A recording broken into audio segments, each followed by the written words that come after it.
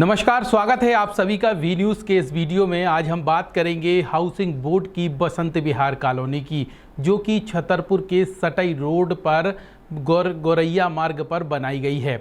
और यह कॉलोनी 2016 में शुभारंभ किया गया था और 2018 में बनकर तैयार हो गई थी, जिसमें 129 करीब मकान हैं। और इन मकानों की दुर्दशा इस कदर हो गई कि 6 और 7 साल के भीतर ही मकान गिरने जैसी स्थिति में हो गए। कुछ जो धनाढ्य लोग हैं जिन्होंने मकान लिए थे, उन्होंने अपने पैसे की दम पर दूसरा फिर से तोड़कर मकान बनाना शुरू कर दिया।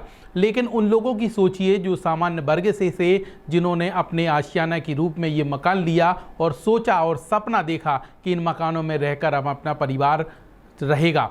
लेकिन आज वो स्थिति बन चुकी है कि उन मकानों में रहने की स्थिति नहीं है और कॉलोनियों में पानी भी नहीं है। इसके साथ ही साफ सफाई न हो पाने की वजह से स्थानीय लोग बेहद परेशान हैं, जिसको लेकर हाउसिंग बोर्ड के अधिकारियों कर्मचारियों को जमकर कोस रहे हैं। अब इस वीडियो में आपको बताएंगे कि आखिरकार इस कॉलोनी में टोटल कितने मकान हैं और यहाँ पर इनकी कीमत क्या थी और कैसे स्थिति बिगड़ती चली गई। चूँकि यहाँ पे हाउसिंग बोर्ड शहर नहीं बल्कि पूरे प्रदेश में कई शहरों में कॉलोनियां बना चुका है। अच्छे स्तर की कॉलोनियां बनती हैं, लेकिन छतरपुर में पता नहीं क्यों इन अधिकारियों कर्मचारियों की अनदेखी की वजह से 2 कॉलोनी हाउसिंग बोर्ड ने बनाई और दोनों कॉलोनियों की दुर्दशा हो रही है।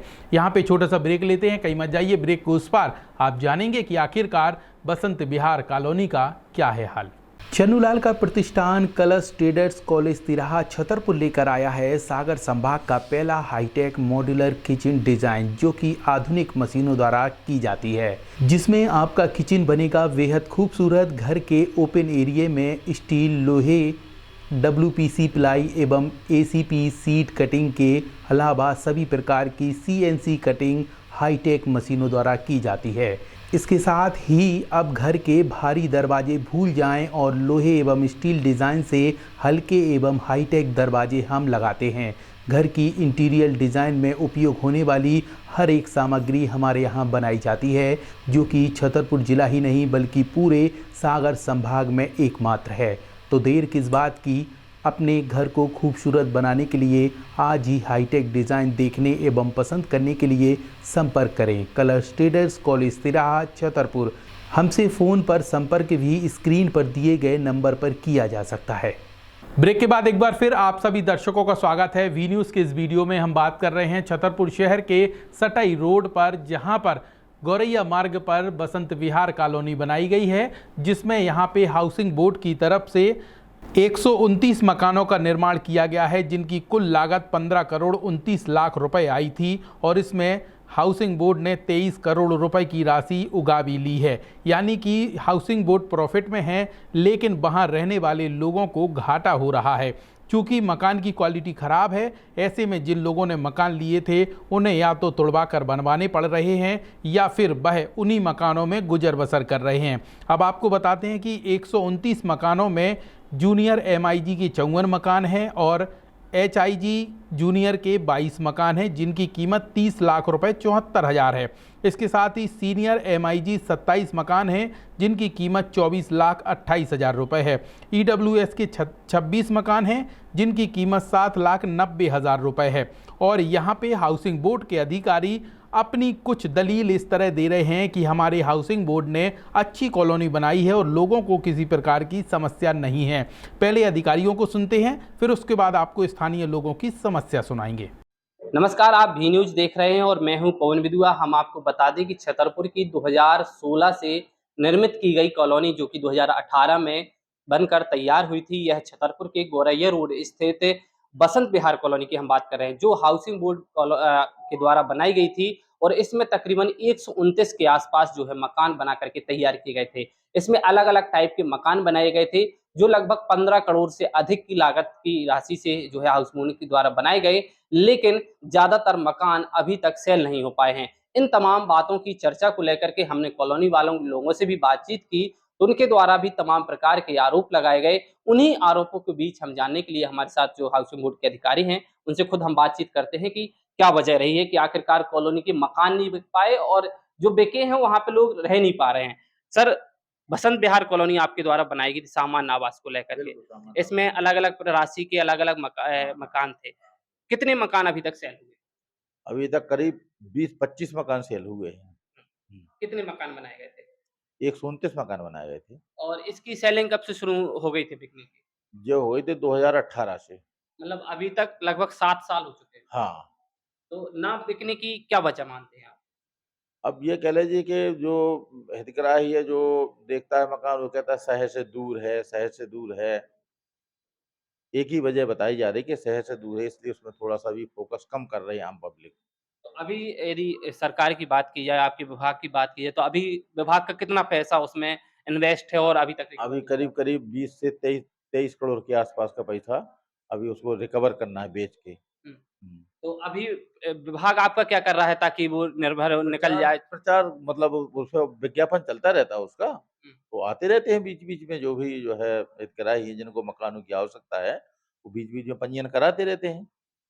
तो सर जैसे मान लीजिए वहाँ पे जो मकान बनाए गए हैं, तो क्या रेट जैसे मान लीजिए आपके पास लोग आते हैं, तो क्या रेट ज़्यादा बताते हैं, दूरी बताते हैं, व्यवस्था बताते हैं, क्या बताते हैं? दूर बताते हैं, रेट तो निश्चित हैं। हुँ। रेट में तो हमारे उपायुक्त महोदय के यहाँ से कीमतों का निर्धारण होता है, उसी कीमतों को हम विज्ञापन में लगाते हैं।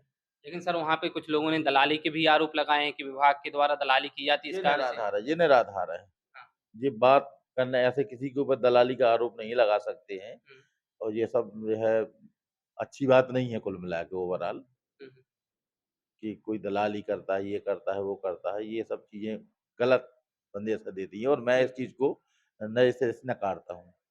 सर इसके अलावा जैसे विभाग ने इतनी राशि से मकान बनाए हैं, तो क्या कुछ ऐसा व्यवस्थाएँ देखी गई चूँकि अभी कॉलोनी के मकान पूरे विक्रय नहीं हुए हैं, लेकिन पूरे जो कॉलोनी है, ना साफ-सफाई है, ना मकान व्यवस्थित हैं, कहीं टूटे-फूटे हुए नगर हैं। पालिका कोई हैंडओवर है, अब मकान की जो है साफ-सफाई, ये बिक जाएँगे तो खुद ही हितग्राही करा लेगा, और वहाँ की रोड नाली की साफ-सफाई है, तो अभी जब बिकी नहीं है तो कचरा और गंदगी होने का सवाल ही पैदा नहीं होता है।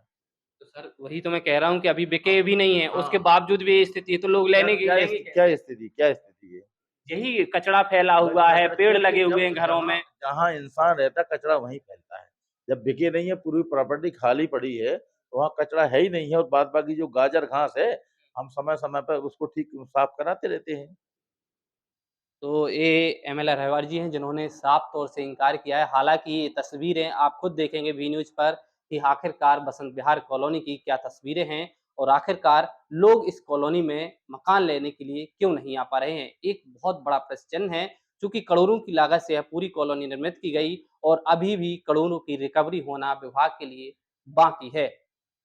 तो आप लोगों ने अधिकारियों को सुना जिन्होंने बताया कि हमारी हाउसिंग बोर्ड द्वारा अच्छी कॉलोनी बनाई गई है जिससे सभी लोग संतुष्ट हैं। हाउसिंग बोर्ड द्वारा कॉलोनी 2016 में प्रारंभ की गई थी और 2018 में बनाकर कंप्लीट कर दी गई थी।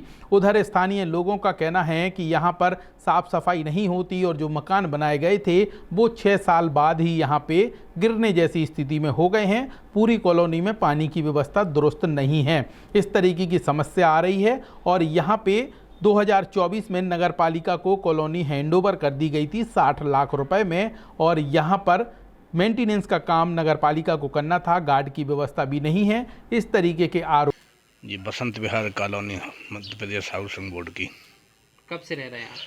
3 वर्ष से। कौन-कौन टाइप के मकान बनाए गए हैं यहाँ पे? यहाँ EWS सीनियर MIG और जूनियर MIG कितनी-कितनी राशि के हैं?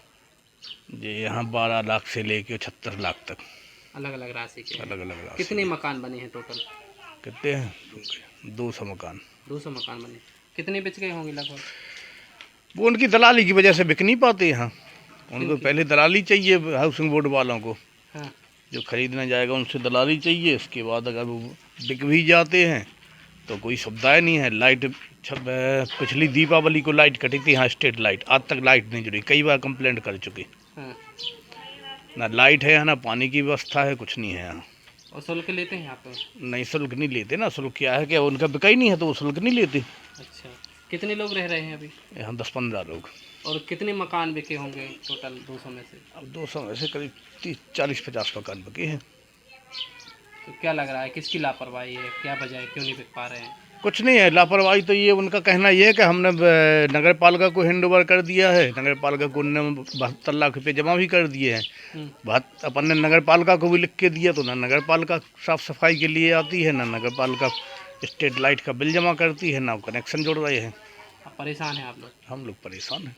तो आप लोगों ने यहाँ पे हाउसिंग बोर्ड के अधिकारियों को सुना, इसके साथ ही उन लोगों को सुना जो कॉलोनियों में रहते हैं। उन लोगों की समस्या है कि यहाँ पर साफ सफाई नहीं होती, गार्ड की व्यवस्था नहीं है, इसके अलावा बिल्डिंग भी ठीक नहीं बनी है। ऐसे में उन लोगों के साथ धोखा किया गया है और हाउसिंग बोर्ड ने घटिया क्वालिटी की कॉलोनी बनाई है, जिसके कारण उन्हें परेशानी हो रही है। अब ऐसा लगता है कि जैसे हाउसिंग बोर्ड जो छतरपुर का है, इसका संचालन सतना से होता है, इसीलिए देख रेख ठीक तरीके से नहीं हो पाई, इसीलिए कॉलोनी इस तरीके की बनी है। छतरपुर शहर में 2 कॉलोनियां हाउसिंग बोर्ड ने बनाई हैं, दोनों की स्थितियां बेहद ख़राब हैं। अब यहाँ के स्थानीय लोग बेहद परेशान हैं। यही वजह है कि प्राइवेट सेक्टर वाले लोगों को ज़्यादा बेनिफिट हो रहा है और उनके मकान और बंगले धड़ल्ले से बिक रहे हैं। अब सरकारी सिस्टम इतना कमज़ोर होगा तो स्वाभाविक है कि प्राइवेट सेक्टर वाले लोगों को ज़्यादा फ़ायदा मिलने वाला है। यह रिपोर्ट आप लोगों के लिए हम तक पहुँचाई है हमारे संवाददाता पवन विधुआ ने। इस वीडियो को लेकर आपकी क्या राय है, वीडियो के कमेंट पर बताना ना भूलें। इसके साथ ही हर नया अपडेट जानने के लिए जुड़े रहें वी न्यूज़ के साथ।